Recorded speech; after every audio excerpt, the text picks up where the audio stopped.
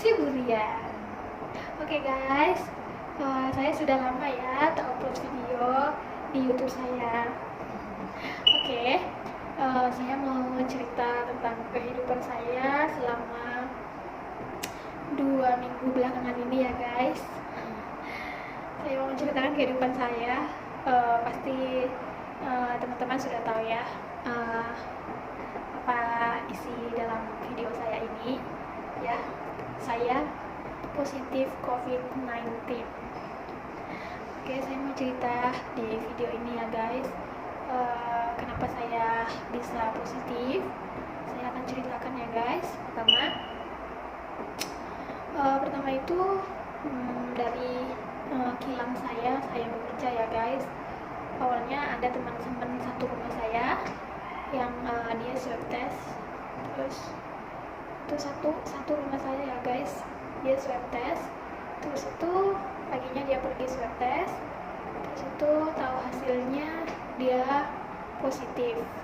Terus itu karena dia positif, karena satu rumah saya juga, jadi kami satu rumah itu semuanya harus pergi swab test pada hari itu juga. Jadi sudah sampai kami di lokasi untuk swab test, jadi kami semuanya swab test. Oke. Jadi kami dipakai gelang itu ya, gelang kuarantin gitu ya guys. Jadi nanti saya boleh tunjukkan, nanti ada gambarnya ya guys, saya pakai gelang itu ya guys. Lepas itu setelah kami sudah selesai swab test, kami balik ke rumah ya guys, tidak boleh bekerja lagi. Setelah itu keesokan harinya saya dinyatakan positif COVID-19. Itu pun saya tahu saya positif dari rekan kerja saya ya guys. Saya tidak ada di telepon agent, tidak ada di telepon sama supervisor saya, tidak ada di telepon sama leader saya, terus tidak ada di telepon sama nurse dari kilang gitu ya guys. Tapi saya tahu dari partner kerja saya, dia kata di WhatsApp saya guys, Eva, kamu positif ya? Hah, positif? Aku bilang gitu ya guys.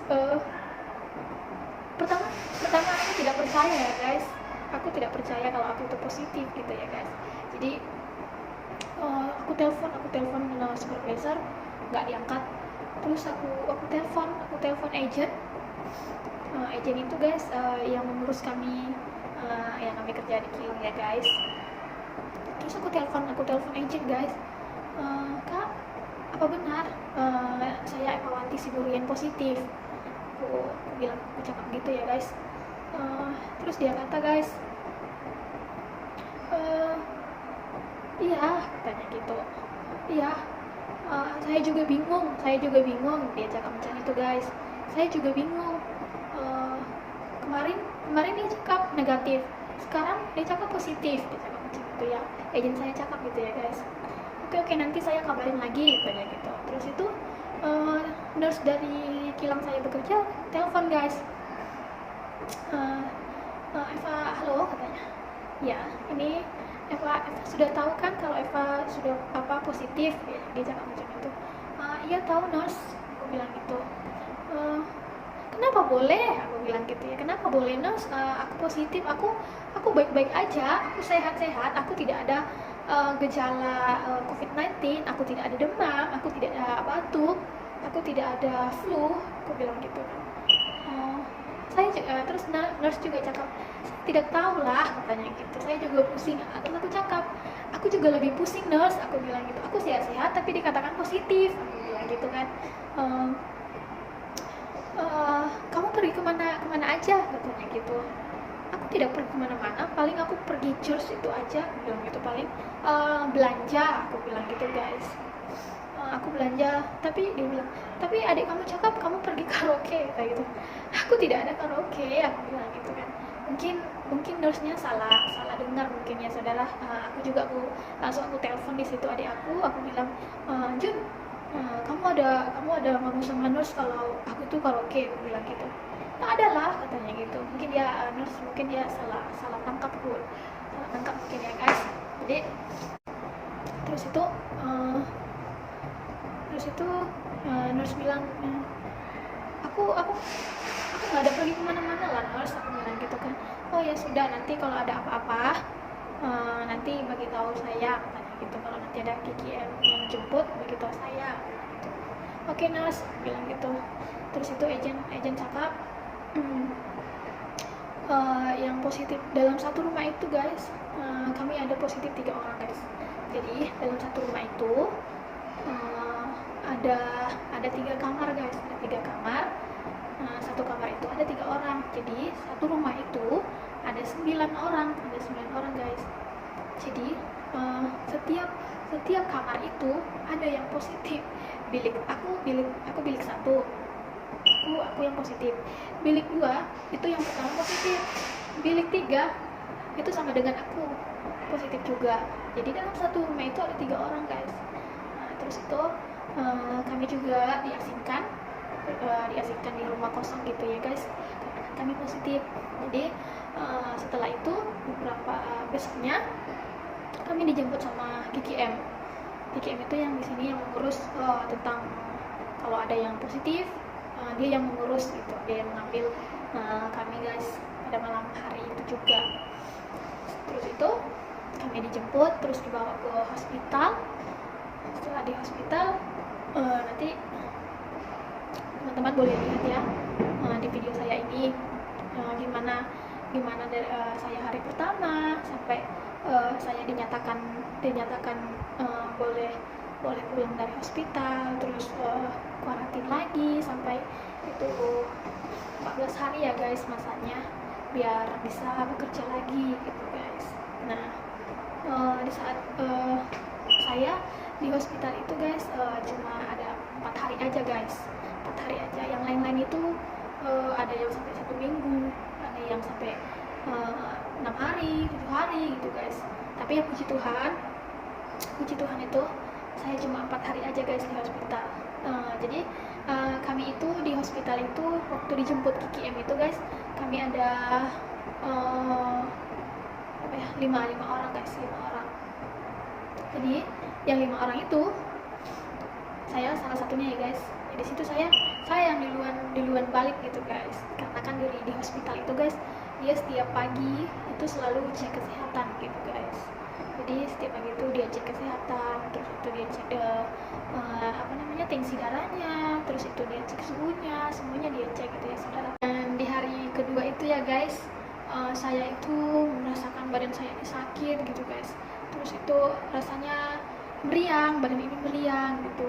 Dan pada malam hari saya itu demam guys, badan ini panas gitu guys. Terus itu ini tenggorokan ini gatal gitu guys. Terus kalau mau nelan itu sakit gitu guys. Terus itu di situ saya, aduh ya Tuhan, kenapa bisa aku demam aku gitu. Terus aku ya berdoa minta doa juga sama teman-teman rohani aku ya guys, teman-teman di gereja gitu guys, sama teman-teman semua juga guys. Aku minta dukungan dalam doa juga gitu guys. Setiap pagi itu kan cek kesehatannya gitu guys. Setiap cek kesehatan itu aku itu suhunya normal gitu guys. Terus tekanan darah aku juga normal gitu, padahal aku demam gitu guys. Dan puji Tuhan pada hari keempat itu guys, di situ saya demam saya sudah mendingan gitu ya guys. Dan pada pagi harinya situ kan cek kesehatan guys, dan pada pagi harinya aku itu hari keempat dinyatakan boleh pulang gitu guys. Tapi bukan pulang ke rumah guys, tapi masih kuarantin lagi gitu guys. Jadi kuarantinnya di tempat ini gitu guys. Tapi puji Tuhan aku sehat gitu guys. Dan masalah ini aku tidak kasih tahu sama keluarga aku, terutama kepada orang tuaku guys. Karena apa? Karena aku takut nanti jadi beban pikiran mama aku ya guys. dan keluarga aku yang di kampung gitu guys. Jadi aku juga beritahu sama adik aku yang ada di sini juga guys. Aku cakap sama mereka, aku bilang nggak perlu kasih tahu sama mama ya kalau aku itu positif, aku bilang gitu. Aku takutnya nanti jadi beban pikiran mama, aku bilang gitu. Aku bilang gitu ya. Memang sih berat yang aku hadapi 2 minggu ini ya guys. 2 minggu belakangan ini berat apa ya guys, apa yang nggak pernah aku alami aku harus alami gitu guys. Puji Tuhan, aku sudah sembuh, aku sudah sehat, aku sudah semangat lagi untuk mulai bekerja lagi dan bisa mulai bekerja lagi. Dan puji Tuhan, semua teman-teman aku yang positif sudah boleh kerja, sudah boleh melakukan aktivitas seperti biasanya. Tapi jangan lupa kita harus mengikuti SOP ya guys. Kalau kita mau pergi kemana-mana jangan lupa pakai face mask. Terus kalau kita memegang sesuatu apapun itu kita harus cuci tangan dulu. Dan setelah kita memegang apapun itu kita cuci tangan lagi guys. Karena apa? Kita harus jaga kesehatan kita. Karena itu untuk diri kita sendiri itu guys. Oke? Tetap jaga kesehatan. Oke guys?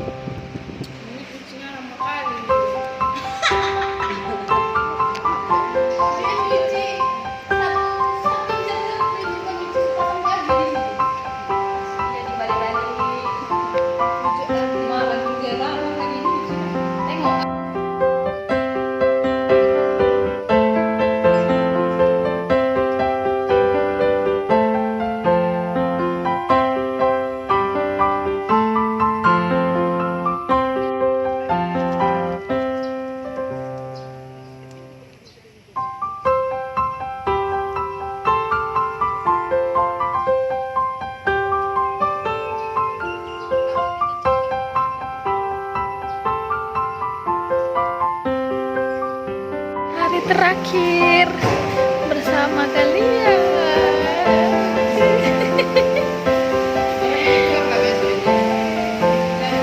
Aku tunggu kalian.